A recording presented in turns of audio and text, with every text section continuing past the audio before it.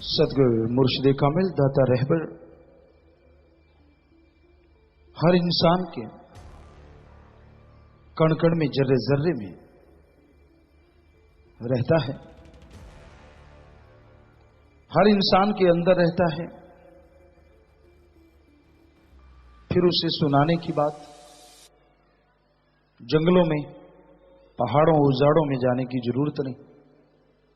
उसे कुछ सुनाना है तो आप यहां रहते हैं वहीं रहिए, अपने व्यवहार को बदलो, अपने विचारों को बदलो।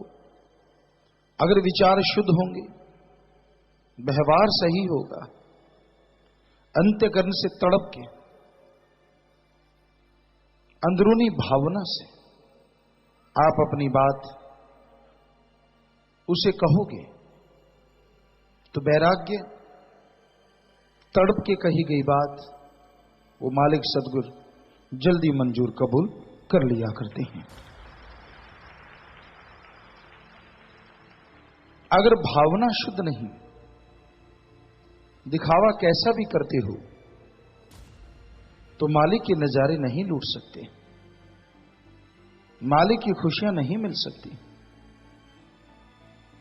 मालिक के नजारे लेने के लिए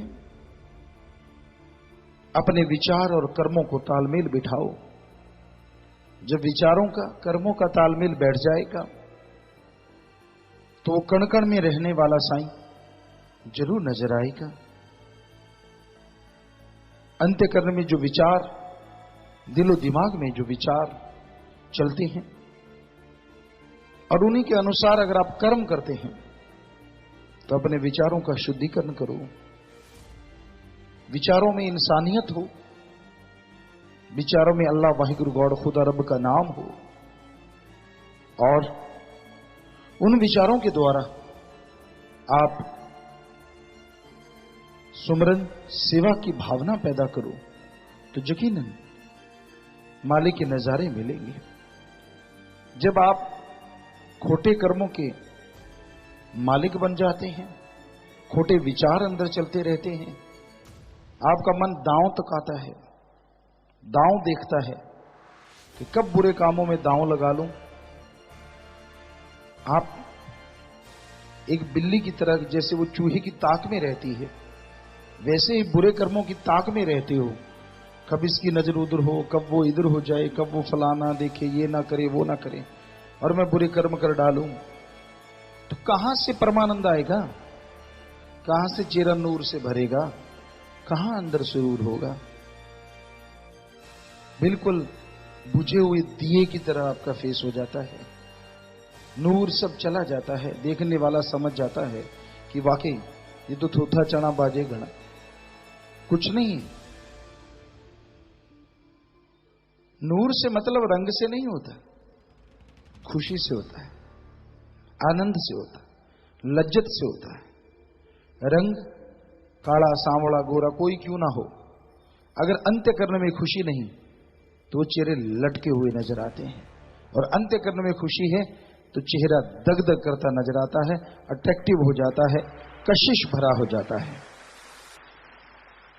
तो इसलिए आप किसी को भी देखोगे समझ जाओगे कि इसका हाल क्या है, और वो हाल किसी का किया हुआ नहीं होता। पर कभी कोई मानता है कि ये मेरी वजह से, सवाल ही पैदा नहीं होता। इंसान हमेशा दूसरों को दोष देता है, कोई नहीं कहता कि मैं अपने कर्मों की वजह से दुखी हूं, कि मैंने कर्म ही ऐसे कर रखे हैं, कि मैं ऐसे कर्मों की सोच रखता हूं, ऐसे कर्मों पे अमल करता हूं जो पाप गुनाह है। और जब भरने पड़ते हैं तो दोष दूसरों का, मुझे फलां की वजह से, मुझे फलां की वजह से। दद्दा दोष न काहू दीजे, दोष कर्मा अपने जो मैं किया सो मैं पाया, दोष न दीजे आवर्जना। दूसरों को दोष देके निकल जाते हो, अपने आप को धोखा देते हो। अगर आप परेशान हो, आप अगर दुखी हो, निगाह मार लो। हमें लगता है निगाह मारने की जरूरत नहीं पड़ती। जो आदमी कर्म करता है उसके दिलो दिमाग में ताजा ही होता है। खास करके सत्संगी हम गारंटी देते हैं, कोई भी सतगुरु मुर्शिद कामिल का चिताई हुई रूह अगर बुरे कर्म करती है, वो कर्म जल्दी से भूलती नहीं। उसे याद रहता है कि हाँ भाई मैंने ये गलतियां की, ये गलतियां की। कईयों को पूछा कि भाई, कई कहते हैं पिताजी माफ कर दो, सेवादार मिलते हैं, क्या हो गया, कौन सी गलती होगी? जी मैं सोचता हूँ वो फलां। बड़ी हंसी आती है, वाह क्या नाटक कर रहा है, सोचने की क्या बात है, जो आपने बुरा कर्म किया है आपको पता है। और सत्संगी की तो वो आत्मा कचोटती रहती है अंदर से कि हाँ भाई ये बुरा, ये बुरा, ये बुरा, ये बुरा, तूने इतने बुरे कर्म कर रखे। हाँ ये जरूर सोच सकती हो कि मैं पहले कौन सा बताऊं, पर ये तो नहीं कह सकती कि आपको पता ही नहीं है। तो बड़ी हैरानी होती है। चलो मालिक सद्बुद्धि बख्शे, नेक अकल बख्शे, इंसान बुराइयां छोड़ दे, बुरे कर्म छोड़ दे, ताकि उसको परमानंद मिले।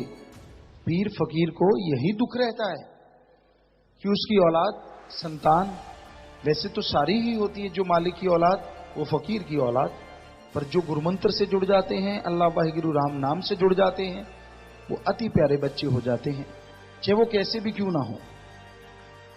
तो अगर वो परेशान है, अगर वो दुखी हैं, क्या ऐसा हो सकता है एक बच्चा भूखे पेट सोता और मां को पता ही ना चले? पता चलता है, मां तड़पती है। तो गुरु तो मां से करोड़ों गुना बढ़ के है, भावना रखता है, ख्याल रखता है, ध्यान रखता है। उसके समझाने का मतलब ये नहीं होता कि आपको दुखी करना, आपको और परेशान करना, बल्कि उसका एक ही मकसद होता है कि ये मेरी औलाद भूखी है, इसके अंदर खुशी नहीं है, बेचैन है, तड़प रही है, रो रही है, व्याकुल है, बेचैन है। क्यों? नाम इसको मिला हुआ है, पूर्ण सदगुरु पीर फकीर इसको मिल गया, फिर भी ऐसी क्यों? इसलिए वो बार बार सत्संगों में बताता है कि बुरे कर्म मत करो। इसमें तो किसी को बुरा नहीं ना मानना चाहिए कि भाई बुरा मान जाते हो, पिताजी मुझे कहते हैं, मुझे कहते हैं। नहीं, पीर फकीर तो उसे कहते हैं जो बुरे कर्मों की वजह से दुखी है, परेशान है, गमगीन है, बीमार है, तड़प रहा है। कोई तड़पे ना तड़पे, लोग तो कह के सुना देते हैं, यार मुझे बड़ा दुख हुआ, तू बीमार था, दुख को क्या तूने चारपाई ले ली? क्या तूने उसकी दवाई कर दी? क्या तूने उसका इंतजाम किया कि दुख दूर हो जाए? कुछ भी नहीं किया, सिर्फ बातों से।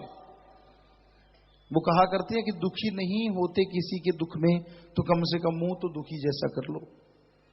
ऐसा तो लोग कर लेते हैं क्योंकि नाटकीय है। संत पीर फकीर किसी को बताते नहीं कि भाई मैं तेरी वजह से दुखी हूं, पर अगर कोई तड़फता है, कोई बेचैन है, कोई व्याकुल है, परेशान है, तो पीर फकीर उसके लिए परेशान हो जाते हैं, उसके लिए तड़पते हैं कि भाई मालिक अल्लाह वाहिगुरु राम ये तेरी औलाद हैं और हमारे द्वारा तूने इनको अपने से जोड़ा है, तो इस औलाद को सद्बुद्धि बख्श, नेक अकल बख्श, इनके बुरे कर्मों के लगाम कस, ताकि ये जिन खुशियों के हकदार हैं, जिस परमानंद के हकदार हैं, वो परमानंद इनकी झोलियों में पड़े और ये खुशियों से माला माल हो जाएं, बहार जैसी जिंदगी जिए। क्यों ये मर गए जी गए, मर गए जी गए, हर समय टेंशन में जीते हैं? तो संत इसलिए दुखी होते हैं, वो किसी को बद्दुआ नहीं देते। हम आपको गारंटी देते हैं बद्दुआ नहीं होती वो। वैसे पंजाबी एक कहावत है, मां बाप दियां गालां क्यों दियां नालां। मतलब मां बाप अगर किसी को गालियां बच्चे को देता, छोटे होते, पुराने टाइम की बात है, आजकल तो पता नहीं किस वे में गालियां देते हैं, कलयुग है। पुराने समय में जब माँ बाप अगर टोकता था तो बुरे कर्म करने से, कि भाई ये गलत, बीड़ी मत पी, नशा मत कर, वैश्यावर्ती मत कर, वैली बुरे लोगों के संग मत कर, तो गालियां पड़ती, डांट पड़ती। तो वो कहते क्यों दिया नाड़ा, कि उसका असर होगा, अगर आप मान लिया तो जिंदगी में अच्छे बन जाओगे और पूरी जिंदगी खुशियां लोगे। तो वैसे ही संत अरबों गुना बढ़ के उससे भी अपने बच्चों को समझाते, गालियां नहीं देते, पर सख्त अल्फाज कभी ना कभी इस्तेमाल कर लेते हैं। उसका मतलब ये नहीं होता कि आपको कोई बद्दुआ दे दी, आपको शराफ दे दिया, वो तो आप जानते हैं या अल्लाह वाहिगुरु राम पीर फकीर जानता है कि आप में कमी है और इसलिए आपको वो करंट की तरह लगते हैं वचन। तो उनको दूर करो ना कमियों को। इसलिए तो पीर फकीर कहते रहते हैं, ताकि जो परमानंद आपके पास है, बिल्कुल पास पड़ा है, और पास होते हुए भी आप उसे नहीं चख पा रहे अपने कर्मों की वजह से, मन की वजह से, काम वासना, क्रोध, लोभ, मोह, अहंकार की वजह से, तो सुमरन करो, सेवा करो, सबका भला मांगो, ताकि जो आपके अंतःकरण में मालिक का हरिरस अमृत आबो हयात है, उसे आप चख पाओ और खुशियों से लबरेज हो जाओ।